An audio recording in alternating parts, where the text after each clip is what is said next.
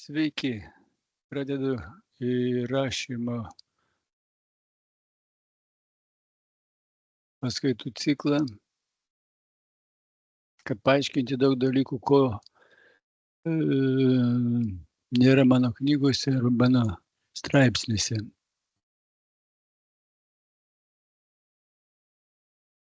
Taigi noriu pasakyti šiame video, kodėl mūsų kartojamos mintis apie puikų gyvenimą. Tas mintis, kurias mes vadiname mentalinis filmas, mes turime jį sukurti ir kartojame kiekvieną dieną tam tikrą laiką.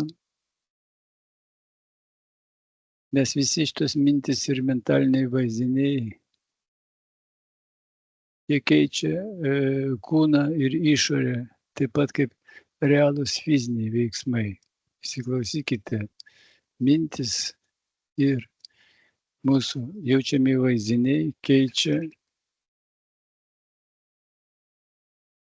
realybę taip pat kaip fiziniai veiksmai. Ir net mentalinių vaizdinių poveikis, kurį mes medituojame, būna dar didesnis, nes jos lydi stiprios emocijos. Taip mes kūrėme ir formuojame savo naują gyvenimą. Todėl, jeigu kartuojame filmą, mes neleidžiame neigiamų emocijų į savo galvą. Kartuodami mentalinį filmą, kūrėme naujus neuronų tinklus ir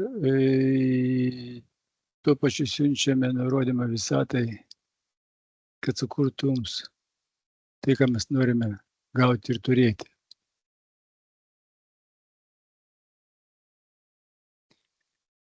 Čia yra nieko nepaprasta. Tokius mentalinius pratimus mes atliekam kiekvieną dieną, nes kaip, pavyzdžiui, atsikeliame ryte ir pradedame apie ką nors galvoti, apie tas vietas, apie žmonės, su kuriais susitiksime. Jau mes kūrėme tos filmus tik tai chaotiškus. O jeigu mes kūrėme mūsų filmus nukreiptus į mūsų naują gyvenimą ir dar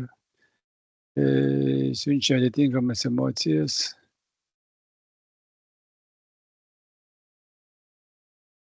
tai galiu pasakyti jums, kad šitas procesas yra teigiamas, o tas, kada mes prabundame ryte ir galvojame apie neigiamus įvykius ir siunčiame neigiamas emocijas, jos nieko nesukurs. Taigi, toksai yra mentalinio filmo kūrimo procesas. Dažnai mes galvodami, kokią tai artimiausią ateitį jaučiamės nelaimingi, tas jausmas būna gan stiprus.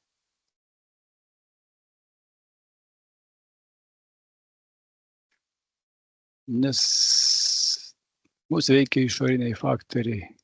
Kažkur tai mes vėluojame, kažkur mes skubame. Kažkas mums kelia stresą ir visą tai reaguoja mūsų kūnas. Tai prasideda neurologiniai, tai pasakyčiau, biologiniai, cheminiai procesai, kurie padaro mūsų kūną tokius, kokie jie dabar yra, ir mūsų gyvenimą tokį, koks yra iš tikrųjų.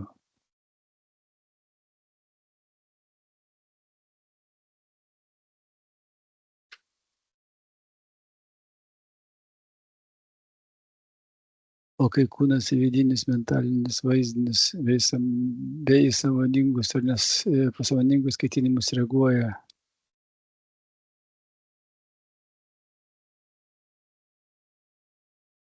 neigiamai, patys matome, ką turime.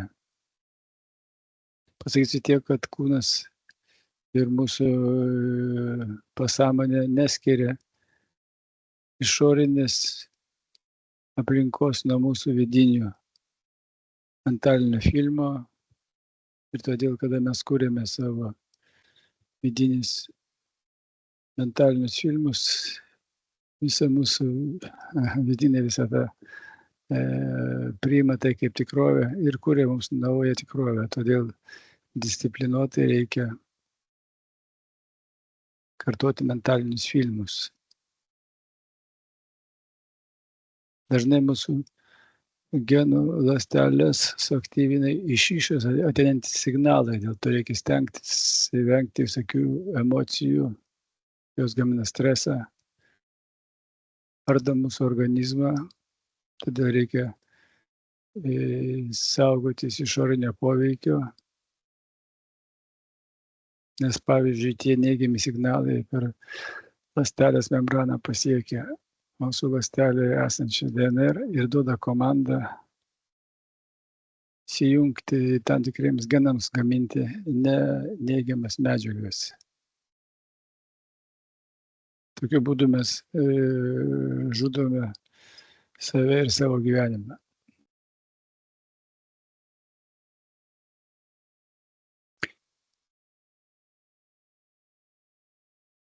Visos emocijos turi savo cheminę išraišką ir kokią emociją bepatirtume, kokį cheminį atsaką mes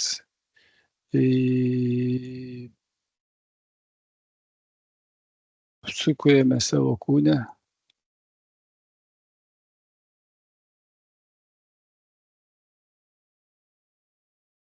O jeigu mūsų emocijos yra teigiamos,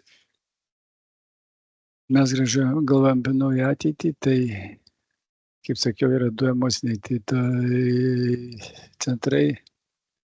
Emocinis centras teigiamas, agata demonas, jis surenka visas reigiamas mintis ir per konkurencinę liauką siunčia signalą visatai, kad mes turėtume tai, ką norime turėti.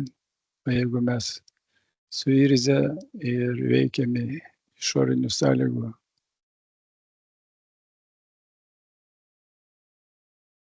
tada visos emocijos keliauja per neigiamą kaka demono centrą.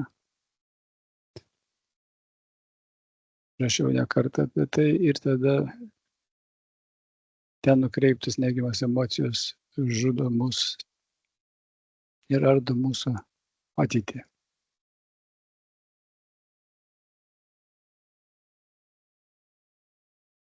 Todėl streso signalas yra slopinantis mūsų genus, kurie atsako už mūsų gyvybingumą, o teigiamos emocijos atvirkščiai aktyvina mūsų genus ir didina mūsų imuninės sistemos atsparumą. Ir pozityvios emocijos įjungia kitus genus, kurie stiprins mūsų organizmą.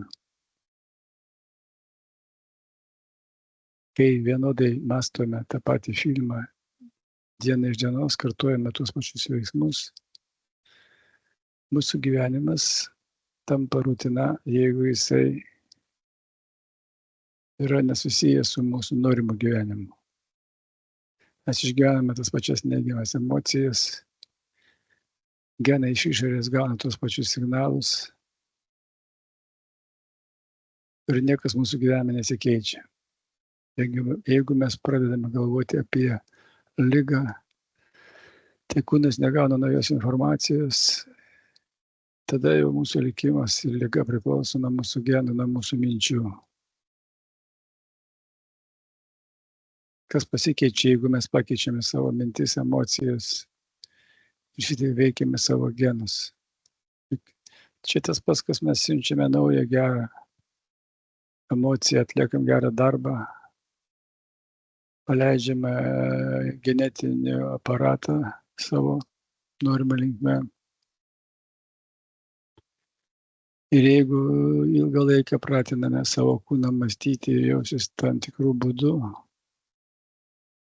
kūnui atsiranda galimybės sukurti mūsų naują gyvenimą.